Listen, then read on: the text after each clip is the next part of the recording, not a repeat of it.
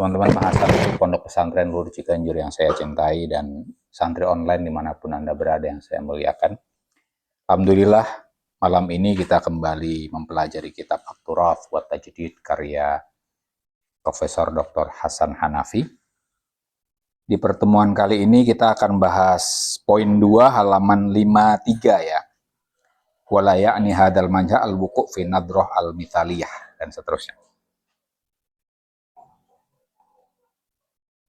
Benar ya? Kemarin kita udah sampai apa? Benar ya? Ini ya, poinnya ya. Oke.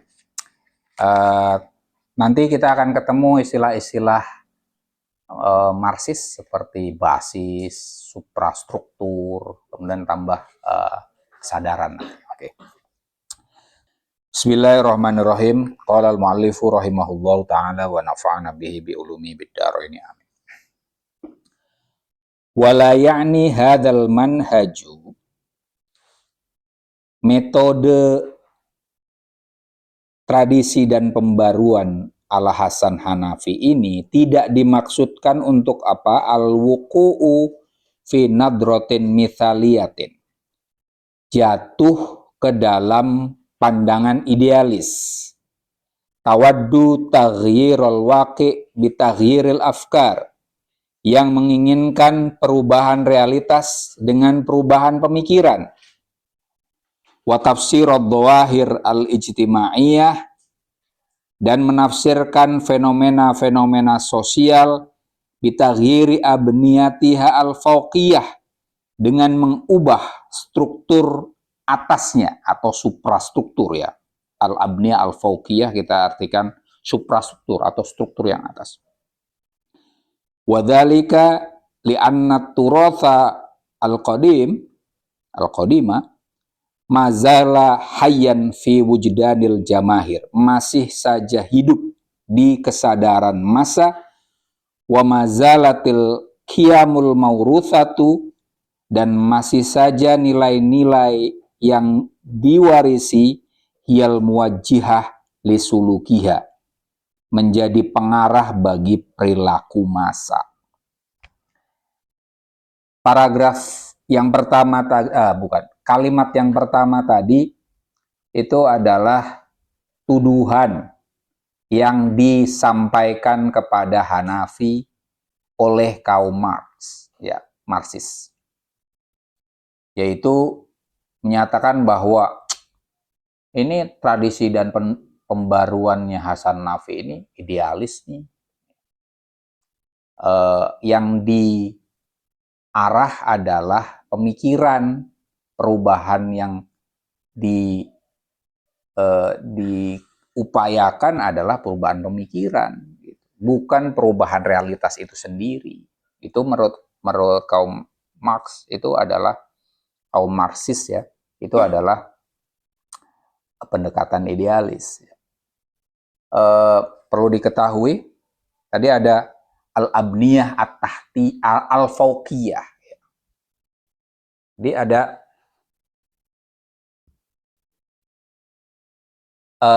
struktur atas ya, atau sama dengan kita sebut dengan suprastruktur.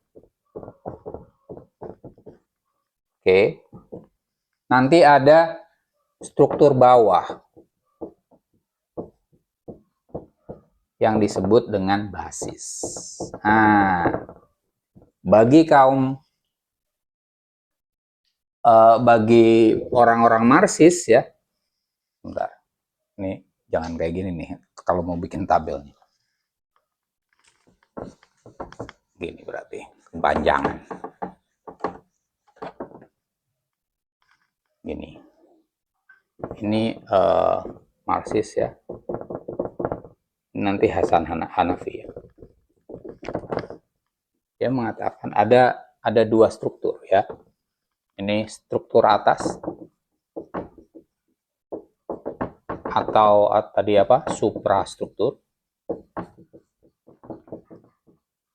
Kemudian nanti struktur bawah atau basis. Nah, bagi kaum Marxis, struktur atas atau suprastruktur adalah pemikiran. nanti basisnya kita akan ketemukan adalah unsur-unsur sosial, politik, budaya, ekonomi.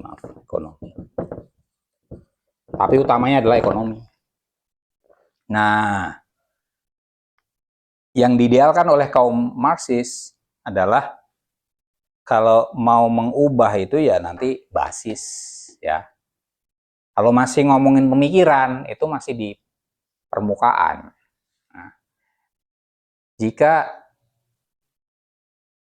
yang diubah itu hanya pemikiran dan itu adalah struktur atas, menurut kaum Marxis itu adalah kaum idealis. Dan kata-kata idealis versi kaum Marxis itu adalah ungkapan yang pejoratif, yang agak ngece gitu lah. Ya. Nah, tapi Hanafi bilang gini,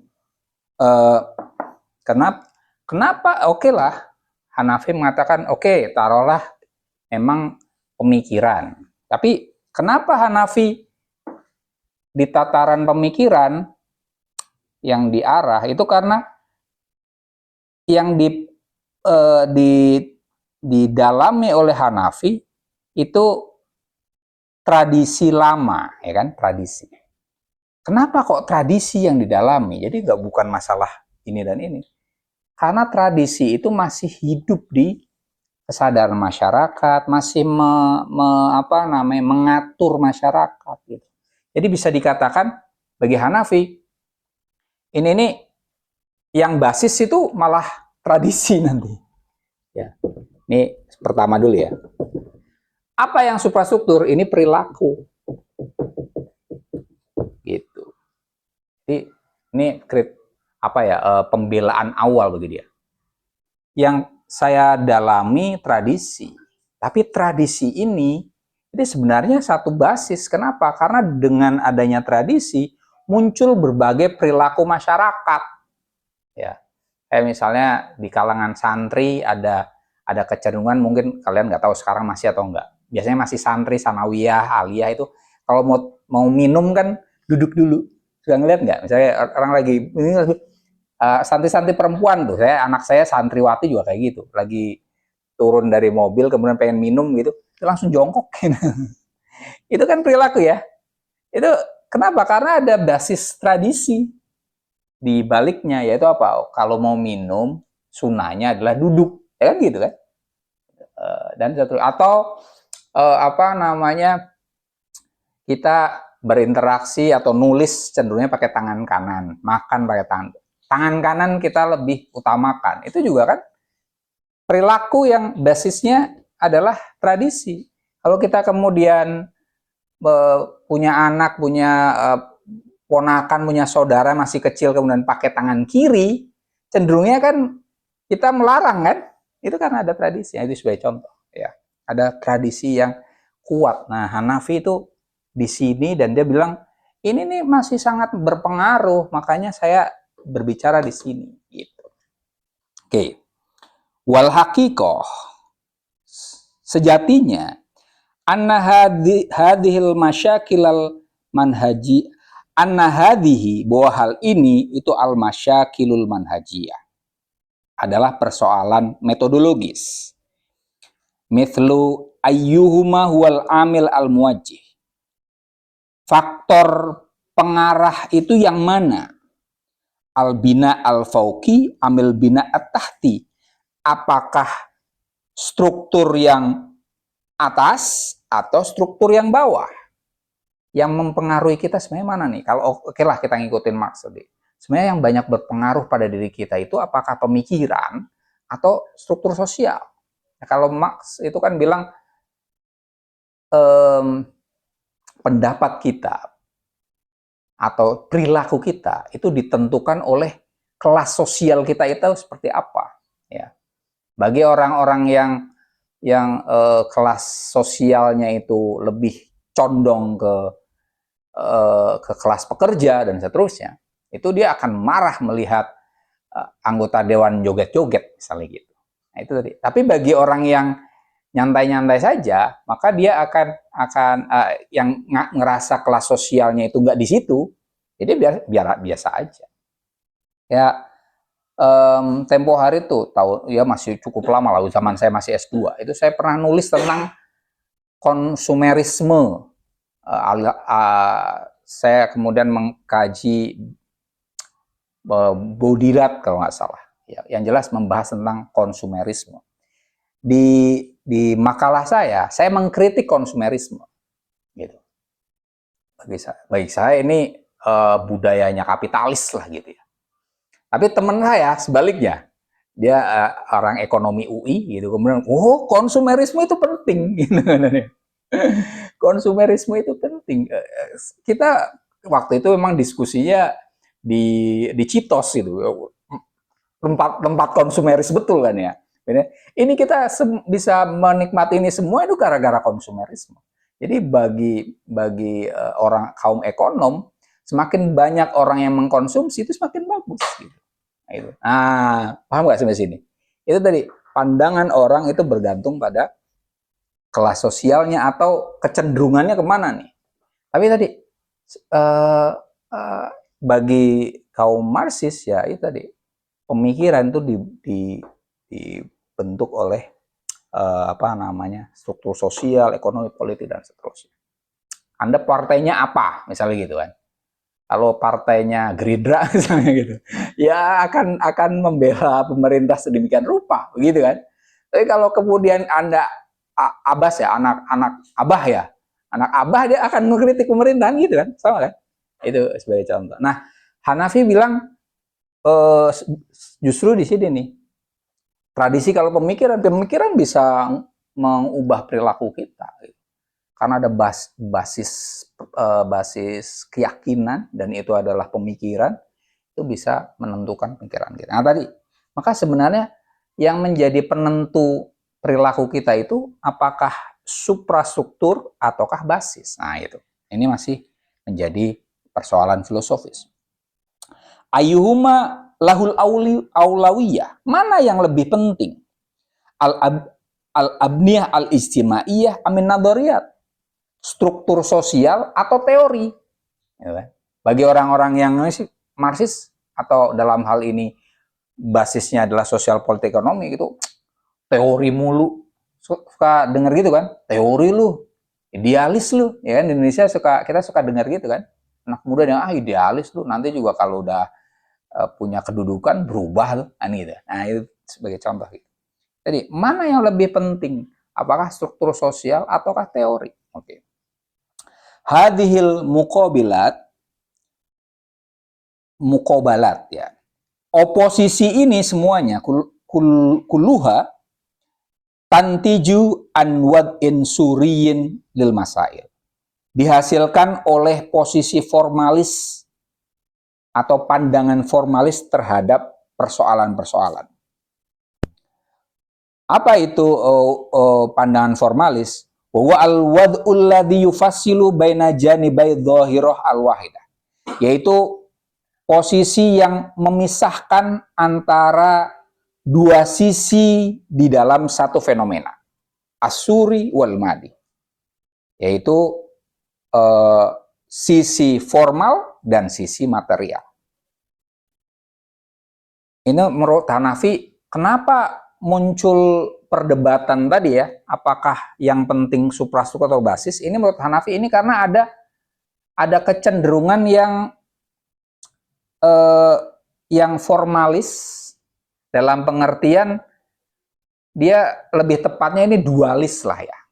Lebih tepatnya sebenarnya bukan wad'u asuri tapi wad'u athunai, lebih tepatnya ini. Pandangan dualis yaitu melihat satu fenomena di mana fenomena itu dianggap memiliki dua sisi yang berbeda. Satu sisi formal, satu sisi material. Sisi formal itu sesuatu yang bisa dipikirkan. Material sesuatu yang bisa dicerap. Gitu ya.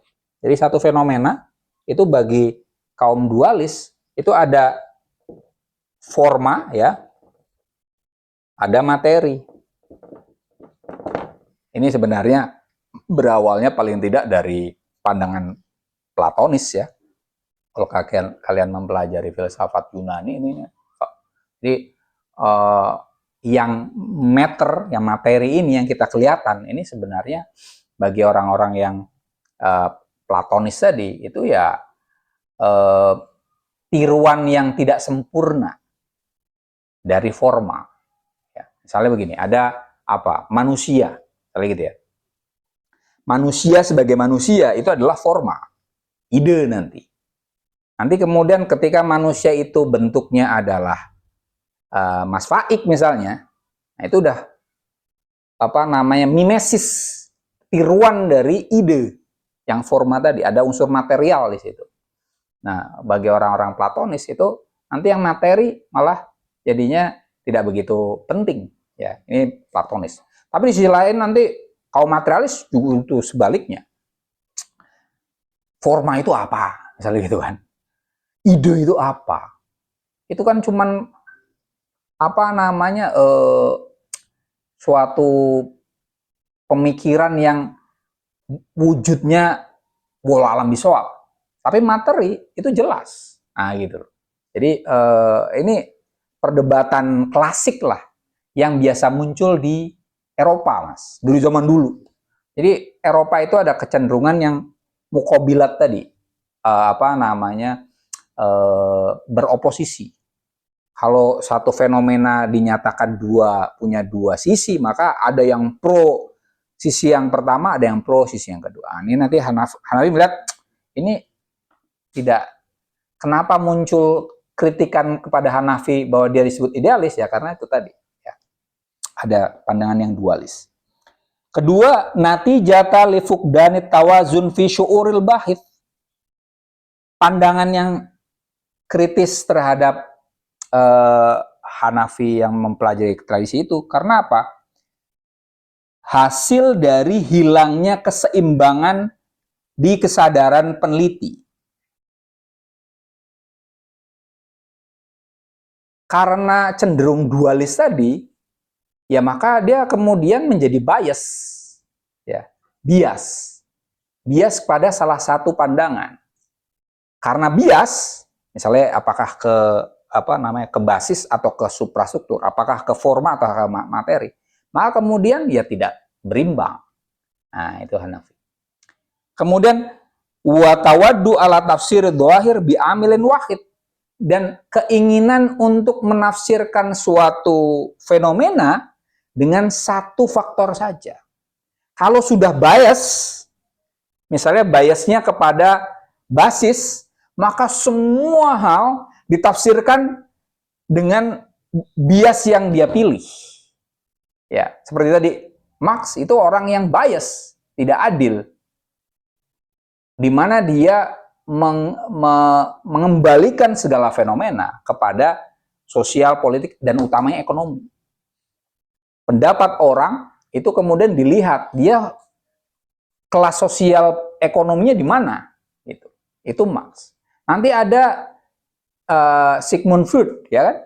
Bagi dia faktor yang menentukan diri seseorang itu apa? Seks. Jadi kalau ada orang kita ngelihat apalah kemarin misalnya anggota dewan seperti apa, dia lihat ini kecenderungan seksualnya seperti apa. Itu Sigmund Freud. Ya. Jadi bagi dia seksualitas itu suatu hal yang teori dasar yang menentukan kecenderungan orang. Dia ada, teori saya sudah bahas kan, ada id, ego, super ego. Bagi kalau Freud kan gitu kan. Id itu tadi bawah sadar dan terutama kecenderungan seksual. Ego itu hal yang sifatnya rasional, ya, yang menekan id kita, nafsu kita, syahwat kita. Dan yang atas lagi nanti ada super ego. Super ego itu aturan-aturan sosial, agama gitu. Jadi id kita itu ditekan terus oleh ego kita, rasio kita, dan oleh aturan-aturan moral. Nah, cuman ini menurut Freud, ini nanti yang ditekan itu, id itu selalu muncul. Ada rebel dan seterusnya, itu tuh karena dilihatnya, oh ini demo kemarin, kalau kembali ke Freud, dia akan lihat, ini ada kebuntuan seksual apa yang terjadi. Nah itu Menurut Hanafi ini pandangan yang suri tadi ya, kalau dia ya, cenderung formalistik ya. Wa huwa min atharil ittisal bil hadarah al urubiyah allati faqadat su'uraha al muhayyida wa wa'yaha al muttazina ya. Dan yang terakhir, pandangan yang kritis terhadap Hanafi tadi itu juga diakibatkan adanya jejak keterhubungan dengan peradaban Eropa, di mana ia kehilangan kesadaran netralnya dan kesadaran berimbangnya. Ada kan? Kenapa ada yang mengkritik Hanafi sebagai orang yang idealis, ya, di mana yang dipikirkan itu hanya pemikiran saja, tradisi itu masih pemikiran. Itu menurut Hanafi ini karena tadi mereka masih membebek pada peradaban Eropa, Marx tadi ya. Ini memang Hanafi itu seperti yang tempo hari saya bilang kalian, itu dikritik dari berbagai sudut. Dia dianggap sebagai orang kiri, dia kan sebagai orang kiri ya. Tapi orang-orang Marxis menganggap Hanafi sebagai orang Ikhwan. Orang Ikhwanul Muslimin. Artinya orang yang Islami. Tapi orang-orang Ikhwan Muslimin menganggap Hanafi, oh enggak, Hanafi ini lebih dekat ke orang-orang Syu'i, orang komunis. Nanti kemudian kaum intelijen ya, mabahis di sana itu menganggap Hanafi dua-duanya nih. Dia orang Ikhwani yang Islamis, juga orang yang Syu'i. Jadi apa namanya, apa istilahnya Mas? Semangka lah ya. Luarnya hijau, dalamnya merah gitu. Hijau itu Islam, merah itu ya komunis lah taruh lagi. Hanafi dianggapnya kayak semangka sebenarnya. Nah, ini pandangannya sebanyak itu menurut Hanafi ini ya karena terlalu westernis gitu. Oke. Wal haqiqah, sesungguhnya an-dhahirah, fenomena itu lahiyah suriyah walahiyah madiyah. Tidaklah formalistik dan tidak juga materialistik. Ini Hanafi menolak ini. Fenomena itu tidak materialistik dan tidak formalistik. Ya. Bal hiya dhahirah syu'uriyah. Fenomena itu adalah fenomena perasaan atau kesadaran. Ai annal abniyatat tahtiyah, yaitu bahwasanya struktur bawah ijtimaiyatan wa siyasatan wa iktisadiyah, baik itu sosial, politik, dan ekonomi, wal abniyah al fauqiyah, dan struktur atas, min nadoriyat wa ara' wa mauruthat, berupa pemikiran, opini, dan apa nanti, dan tradisi ya. Nah, ini Hanafi menyatakan apa? Tamma tauhiduha fil abniyah asy'ariyah. Dua-duanya itu sudah disatukan di dalam struktur kesadaran. Jadi menurut Hanafi ini dibuang nih. Dua-duanya itu adalah kesadaran. Ya. Ini nggak ada. Ini nggak ada. Ya. Ini nggak ada. Dua-duanya itu, ini fenomena itu adalah fenomena kesadaran.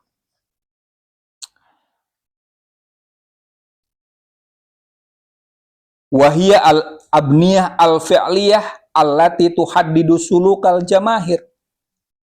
Kesadaran adalah struktur aktual yang menentukan perilaku massa.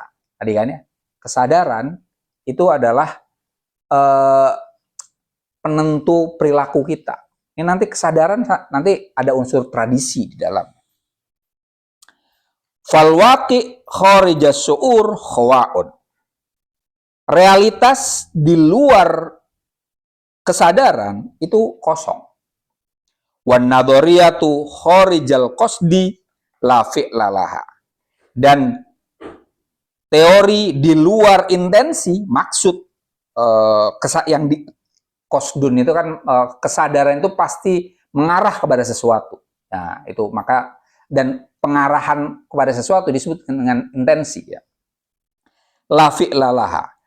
Teori di luar intensi itu tidaklah aktual. Realitas kalau tidak disadari ya kosong. Ya, apapun itu. Kalian misalnya gini, sesuatu yang diabaikan itu kan kemudian tidak ada nilainya, ya kan? Suatu realitas itu bernilai ketika dia disadari. Disadari itu diberikan intensi, diberikan perhatian kepadanya. Contoh sederhananya adalah kucing lah. Kucing kan realitas. Kucing sebagai kucing, misalnya lewat gitu aja ya. Tapi tidak kalian sadari, biarin aja, ya dia kosong. Gak ada nilainya. Tapi ketika Anda punya perhatian pada kucing itu dan diberi nama dia, selalu Anda kasih makan, punya nilai nggak itu kucing? Punya nilai. Nah, itu tadi. Jadi, realitas itu punya makna dan berisi ketika ada kesadaran manusia yang bersentuhan dengannya. Wan nadhariyah kharijal qasdi la fi'lalaha. Kalau ada teori saja, pikiran saja ya. Ini taruh ini tadi ya, ini istilah lainnya adalah basis ini realitas ini. Ya. Ini apa tadi teori nanti. Ya, ini teori, ini realitas. Teori kalau tidak disadari ya tidak bakal aktual. Mikiran kalau kita tidak benar-benar menghayati pikiran itu, maka kita tidak akan melakukannya. Apapun itu. Apalah contoh yang paling sederhana di Indonesia misalnya an-nadhafatu minal iman. Kenapa di Indonesia ada kecenderungan ya kita di Jabodetabek ini sampah masih di mana-mana ya kan? Kalian bisa lihat ya pinggir-pinggir jalan itu kadang ada orang yang buang sampah sembarangan ya kan? Itu karena apa? Karena teori tentang bahwa kebersihan itu sebagian dari iman itu tidak benar-benar disadari dan dimasukkan intensi kita ke dalamnya, maka ya tidak akan aktual. Apa misalnya hal-hal yang banyaklah di Indonesia ya, bahwa haji itu apa sih sebenarnya? Haji itu kan teori dasarnya adalah kesetaraan sebenarnya. Orang menyatakan diri sebenarnya sama aja gitu. Tapi kemudian nilai-nilai itu kan berubah. Orang setelah haji justru ada kecenderungannya, oh gue udah haji, kan itu kan. Dipanggil nama, marah dia kalau nggak dipanggil haji. Kalau saya sebaliknya, saya udah haji, dipanggil haji malah nggak usah. Nggak usah. Jadi tadinya saya, KTP saya itu ada hanya, ada hajinya gitu. Karena kakak saya yang bikinin KTP saya pertama kali di kampung. Kemudian saya berusaha keras untuk menghilangkan H itu di KTP saya. Itu ketika datang ke Dukcapil itu kemudian, Mas, ngapain dihapus? Orang pengen ada hanya itu. Ngapain pakai sesuaiin aja dengan akte kelahiran saya aja. Akte kelahiran saya nggak ada embel-embel apapun. Jadi KTP saya ya sesuai nama saya Zainul Ma'arif. Nggak ada doktor, nggak ada haji, nggak ada LCMU, nggak ada. Ya karena tadi apa namanya? Awalnya karena pertimbangannya haji itu bukan suatu titel. Kalau dokter itu memang titel ya, kita nyari kan. Tapi haji itu harus berusaha keras kan saya di Indonesia ya. Persoalannya di situ kan. Padahal kalau kita apa namanya mempelajari sejarah haji di Indonesia, orang Indonesia disebut haji itu untuk nandain loh. Bahwa ini orang sudah haji. Yang nandain siapa? Kaum kolonial. Kenapa? Karena orang yang haji itu kemungkinan dia rebel tinggi. Jadi tandain.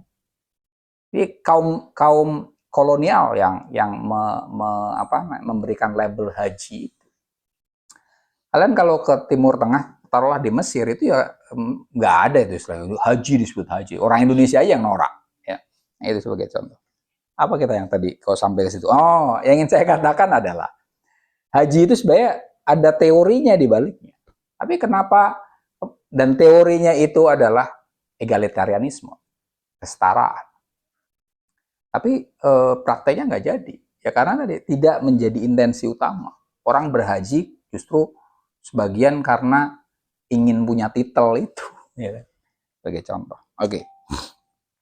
Bal tatahaddadul af'alu wal waqa'i'u bikauniha abniyatun lisyur. Sebaliknya, perilaku dan realitas itu menentu karena merupakan struktur perasaan.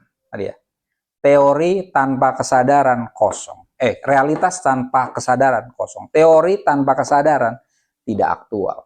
Nah, mereka mengada, teori ini ada, realitas ini ada ketika disadari. Intinya itu. Faturathul qadimu, tradisi lama itu juz'un min abniyati wujnadinal mu'asir. Bagian dari struktur kesadaran kontemporer kita. Nah, ya, di dalam kesadaran ini di dalamnya sebagiannya ada tradisi. Oke. Taruhlah kita kesadaran kita sebagai kebulatan ya. Ini kesadaran ya. Maka separuhnya sini itu adalah tradisi. Wa ahadu mukawanatihi, dan juga bagian dari format pembentuk kesadaran kita. Kama annal waqi'a juz'un akhar wa ahadu mukawanatihi al-ukhra. Sebagaimana realitas adalah bagian lainnya dan salah satu dari unsur pengformatnya yang lain. Bagian yang keduanya adalah realitas. Nah, ini kan tradisi kan ke sini kan? Itu. Ini ke sini, gitu loh. Jadi kesadaran itu ada dua unsur. Kalaupun disebut, ini semuanya satu. Kalaupun ada tradisi dan realitas, itu ya bagian-bagiannya saja. Tidak ada yang lebih unggul daripada yang lainnya. Ingin dikatakan oleh Hanafi itu. Wal fikratul lati tu'minu biha, ini bukan binya dihapusnya. Wal fikratul lati tu'minu bihal jamahiru, pemikiran yang diyakini oleh massa tatahawwalu ila suluk, berganti menjadi perilaku. Perilaku kita itu apa? Karena didasarkan oleh pemikiran. Ya. Kalian kemarin demo atau tidak demo, itu ditentukan oleh pemikiran kalian. Kalau kemudian demo, kita harus demo nih, itu. Kemarin saya bilang ke Mas Nafahi apa? Momentummu ini Mas, ya kan? Ya kan? Karena pikiran saya tadi, ini momentum nih kalian. Sudah sekian tahun, kemudian ini ada momentum untuk revolusi sebenarnya. Ya. Kalau kalian tidak turut serta di dalam, ya sayang, ya kan? Kalian bisa jadi pelaku sejarah di dalamnya. Itu kan fikroh, ya. Tapi kan kalau kalian kemudian nggak melakukan, ya tadi ada fikroh yang lain juga. Ngapain? Nanti rusuh misalnya, atau nyantai aja lah. Nanti juga berubah. Ada apatis, itu juga fikroh. Jadi perilaku kita itu dibentuk oleh pemikiran. Ya. Wal waqi alladhi ya'ishuhun nasu yatahawalu ila musyarakah. Realitas yang dihayati oleh manusia berubah menjadi partisipasi. Ya. Teori harus diyakini nih, ya. Kesadaran tadi berarti masuknya adalah ini, berarti ke sini deh. Iya benar. Ini bagian kesadaran ke sini dan ke sini, ya kan. Ini yang perlu dilakukan adalah diyakini. Ya. Kalau realitas adalah dihayati. Ya. Ini berantakan amat. Kalau tidak diyakini, berarti tidak disadari. Ya, disadari sampai diyakini. Kalau sampai diyakini, maka dia akan menjadi perilaku. Contoh, saya pribadi tidak ya sampai ceramah di kalangan orang umum, itu saya bilang bahwa kewajiban pertama kita sebagai umat Nabi Muhammad bukanlah sholat, bukanlah puasa, bukanlah zakat, bukanlah haji, tapi apa? Membaca. Sebelum Allah menyuruh Nabi Muhammad untuk sholat, yang pertama kali diperintahkan oleh Allah kepadanya adalah Iqra, membaca. Ya kan? Dan itu bagi saya adalah sesuatu fikrah yang u'minu bihi. Maka bagi saya membaca itu kewajiban. Nah, itu jadi tindakan.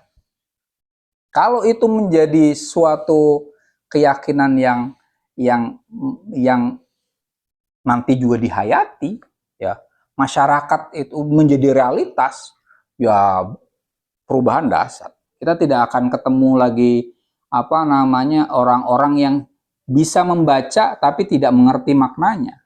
Di Indonesia itu banyak, ya, dari yang masih anak-anak sampai yang dewasa.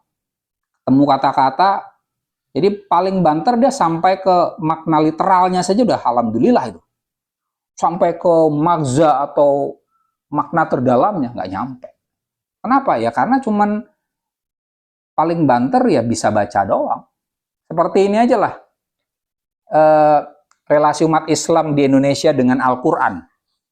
Paling banter kebanyakan orang itu kan sampai bisa membaca sesuai tajwid. Ya kan? Artinya tahu atau tidak, wallahualam bishawab. Nah, itu tadi. Itu karena tidak benar-benar menyadari bahwa membaca yang sesungguhnya, membaca itu adalah kewajiban. Dan Nabi Muhammad konon tidak membaca huruf, tapi punya pemikiran yang mendalam dalam melihat realitas. Artinya seorang umat Nabi Muhammad itu ya seharusnya bisa membaca realitas. Nah, itu. Nah, ya.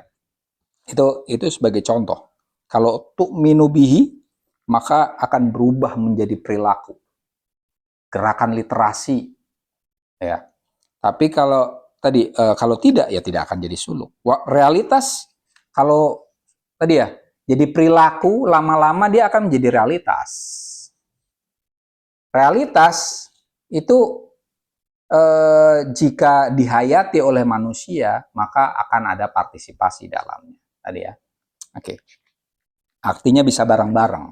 Tadinya kesadaran pribadi, tapi setelah itu menjadi realitas, maka kemudian kita bareng-bareng di situ. Ya. Kampanye literasi itu tidak hanya kampanye doang, tapi memang sudah menjadi kebiasaan, ya. Coba nih ya, sebagai contoh ya, di Mesir itu orang minimal membaca Al-Quran. Baca Al-Quran itu sampai naik bis ya, orang berdiri nih, naik bis berdiri baca Quran. Gitu. Minimal Quran, baca buku juga bisa. Penuh kayak gitu. Nggak tahu sekarang ya, setelah ada handphone seperti apa. Mungkin baca buku di handphone mungkin ya. Tapi itu sebagai contoh betapa mereka punya daya bacanya tinggi. Ya. Minimal kalian kalau menyadari bahwa Iqra itu adalah kewajiban, kemanapun tas kalian harus ada buku di dalamnya. Ya. Kalau ada tablet isinya buku semua, ini saya tablet saya isinya buku semua, e-book semua ya. Ya. Itu bagian dari perilaku sebagai umat Nabi Muhammad, ya. Musyarakah. Wa hadhihi aidan idhafatun nadoriyatun tu'tihal bilad an-namiyah. Ini adalah satu tambahan teoritis yang diberikan oleh bangsa-bangsa yang berkembang. tibqon li tajarubiha atsauriyah al-mu'asirah, sesuai dengan pengalaman revolusionernya di masa kini, fi muqabila an-nadhariyah al-aliyah, dalam menghadapi teori yang mekanistik, ahadiyat at-tarf, yang berporos tunggal, fi syu'uril gharbi, di kesadaran Eropa atau Barat di sini, Barat. Tadi. Ini menurut Hanafi adalah salah satu kontribusi pemikir bangsa berkembang tentang teori tentang pemikiran mengenai revolusi. Yaitu apa? Tidak hanya berpikir secara bias, ya. Apakah fokus kepada basis, apakah mengutamakan suprastruktur? Hanafi justru berusaha menyatukan dua hal itu dalam kesadaran. Jadi nanti ketemu di sini. Yang penting bukan basis, yang penting juga bukan suprastruktur. Karena basis tanpa dihayati, ya tadi realitas yang tidak disadari kosong. Suprastruktur yang kemudian tadi